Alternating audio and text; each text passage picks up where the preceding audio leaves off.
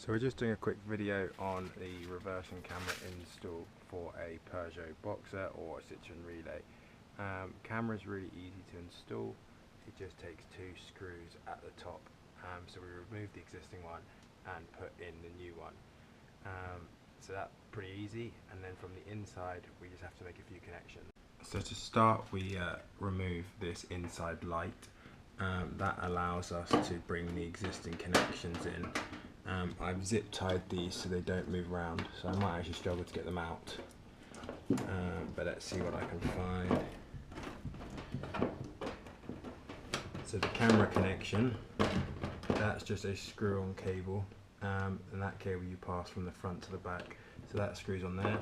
This little green cable has a little jumper at the end, and that decides whether the camera has the lines or not. So I removed it, prefer no lines on the rear of the camera. And then for the power, let's see if I can find these.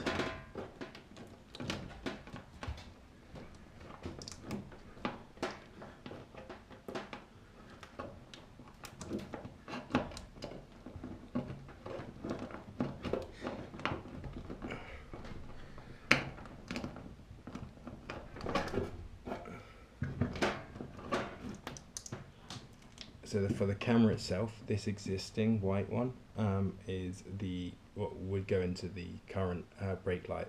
So you remove that from the brake light, and then you have to tap onto the two cables there.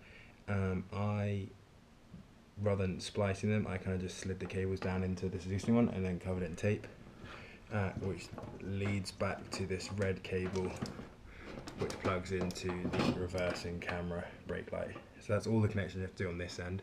Pretty simple. And then you can put this back in, and then that reversing light that we saw runs all the way through the van to here. So the best way of doing it is starting at the front and then working your way all the way to the back, which means you can then hide all the excess cable here in this big gap. So you get a 10-meter cable, and the best place to do is hide it all at the back. And I zip tied it to the existing cable run so it doesn't move around too much. So I ran that through here, all the way through here, down to the back, and then from in here down into this gap, and then from that gap I accidentally actually ran it down here. So you might not be able to see, but I ran it down here, which comes to the front. Obviously we start at the front and then worked our way to the back. So I'll show you the front side. So with the door sill removed, you can just about see the cable running along in here, and then you actually feed the cable up through here, if you can just about see, and that pops in the hole at the back I had.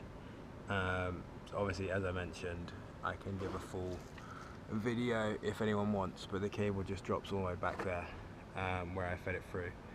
I used a zip tie, tied it to the end, fed the zip tie through the hole, and then tied it to the end of the cable and then pulled it through the top. So this is the screen itself. So what I'll do is I'll just turn on the van.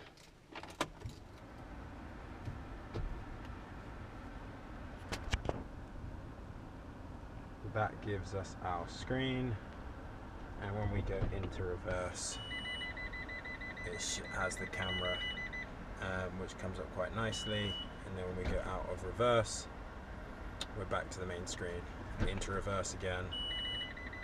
So that's quite nice. So that to get that feature, you do have to splice into the reversing cable. So that was something that is a little tricky to do, because obviously you're cutting into the existing wiring harness.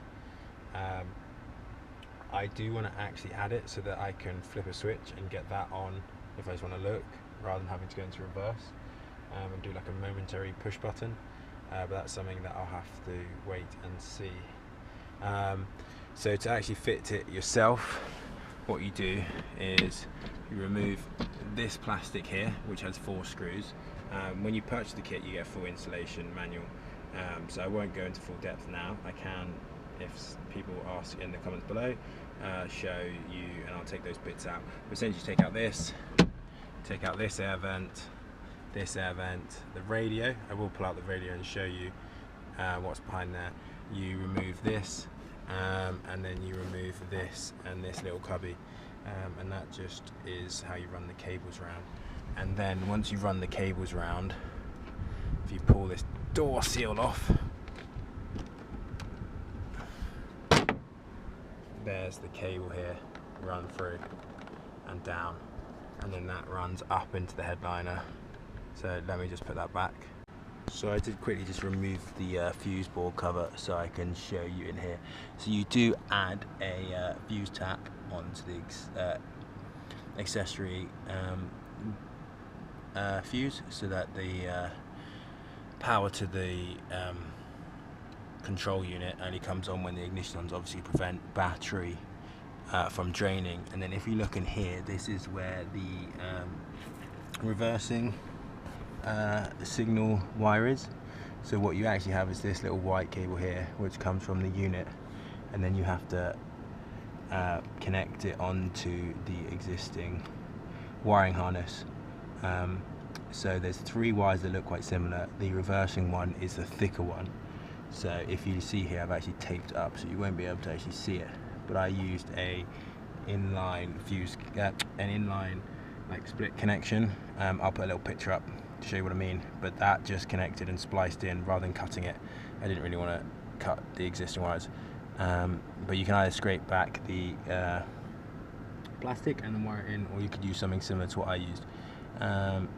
Obviously all of this is shown in the installation manual that the website provides once you purchase the kit. This particular kit isn't actually on their website yet, as it's for the new 7-inch display. I saw their website that has the old one, so I'll leave a link to the old one. But when I was purchasing this van, I just gave him a call and asked, do you do a kit for this? And he said yes, the kit is coming on their website, but it's not done yet, but I'll happily send it to you. Don't have a full manual of how to install it yet, but he was very helpful, and I sent him a couple of text messages when I was unsure about stuff. But yeah, very helpful, and the kit seems to work great. So what I'll do is I'll just remove the radio, show you kind of what's behind it, and then I'll show you a couple of pictures of what I had to do. You do have to open up the radio in order to add a couple of ribbon cables for the extra unit to kind of take over the screen once going into reverse, but I'll throw up a picture of that as well. So let me just remove the radio now, and then we can show you behind.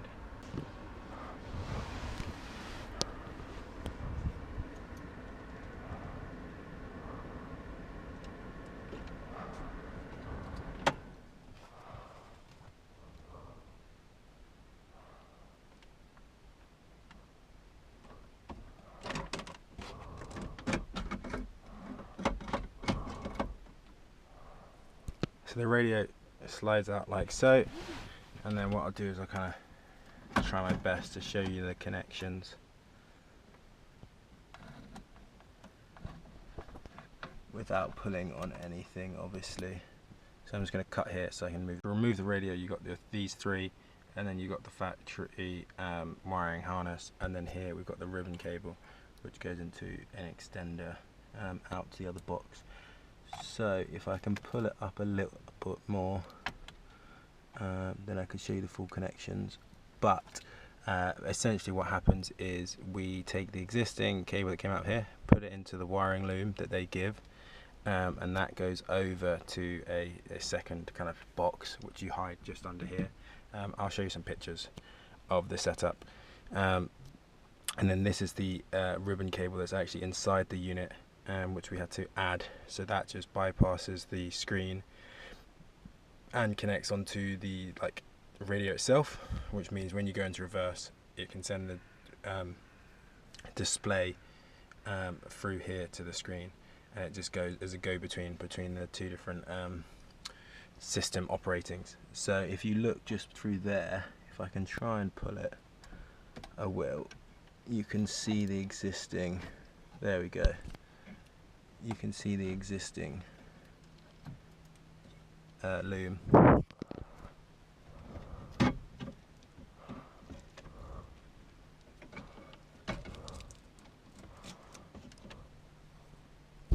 So there's the existing one just in behind, and that goes into their setup, and it just splits off. And then they obviously have wires coming out of it. So I'm going to just slide it all back now.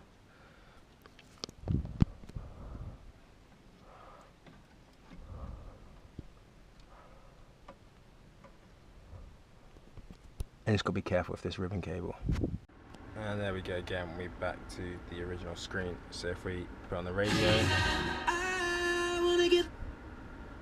don't want to copyright, so